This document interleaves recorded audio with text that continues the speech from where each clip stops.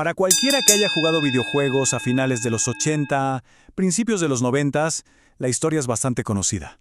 Al principio había un solo rey, ¿no? Un imperio que dominaba prácticamente todo el mundo conocido y que la verdad parecía invencible. A ver, hay que detenerse a pensar en este número. Es una locura. 90%. Esa era la tajada del mercado que tenía Nintendo con su consola NES.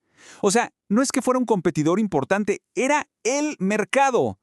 Para quienes crecimos en esa época, era simple. Videojuegos era Nintendo, Nintendo era videojuegos. Punto. Daba la sensación de que eran intocables. Pero bueno, como pasa en todas las grandes historias, cuando un imperio se hace tan grande, siempre aparece una rebelión. Y está lleno del mundo de las luces de neón, el ruido y las fichas, de las salas de arcade. Una compañía llamada Sega se levantó y dijo, ¿saben qué? Es hora de desafiar al rey. Y lo hicieron con una actitud, completamente diferente. Y esta frase lo fue todo. Genesis hace lo que Nintendo no. Piénsenlo. Esto no era un simple eslogan publicitario. No. Esto era una declaración de guerra, así, con todas las letras. Un golpe directo a la imagen superfamiliar y cuidada de Nintendo. Era audaz, era agresivo y, por supuesto, consiguió que todos volteáramos a ver qué estaba pasando. Y toda esa estrategia de Sega se personificó en su nueva mascota. Sonic no era solo un personaje, Sonic era un arma. Fue diseñado, de verdad desde cero, con un objetivo muy claro. Hacer que el héroe más famoso del mundo, Super Mario, pareciera viejo, lento y, siendo sinceros, hasta un poco aburrido para la nueva generación. Claro, el imperio no se iba a quedar de brazos cruzados, pero la respuesta de Nintendo no fue con más eslóganes o con más actitud.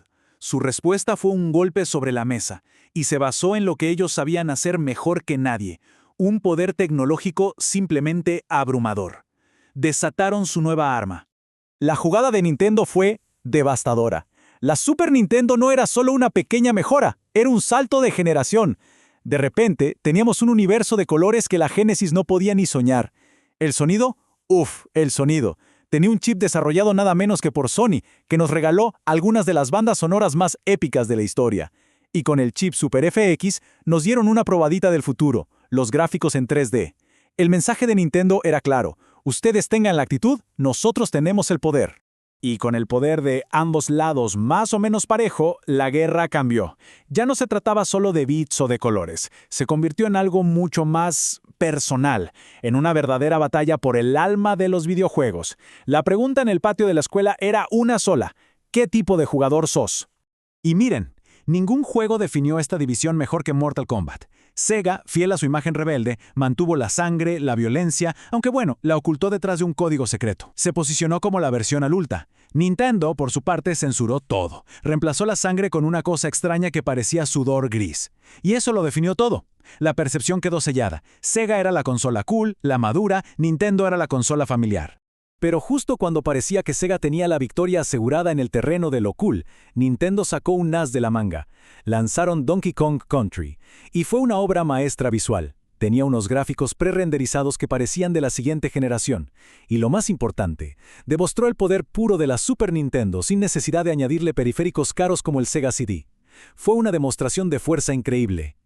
Así que, al final del camino, después de años de una guerra campal, de marketing súper agresivo y de juegos inolvidables, los números nos cuentan una parte de la historia. Con 49 millones de consolas vendidas, frente a las 30 millones de Sega, Nintendo fue el vencedor comercial de la gran guerra de los 16 bits. Pero, siendo honestos, la verdadera victoria no está en las cajas que se vendieron. El verdadero legado de esta guerra fue para quienes jugamos. Esta competencia tan feroz obligó a las dos compañías a superarse a sí mismas, a llevar su creatividad hasta el límite. ¿Y el resultado? Pues una auténtica edad de oro, una explosión de algunos de los mejores videojuegos que se han creado.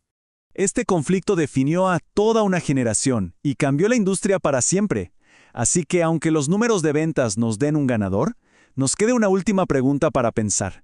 ¿Nintendo ganó la guerra de las ventas? Pero, ¿quién ganó realmente el futuro de los videojuegos?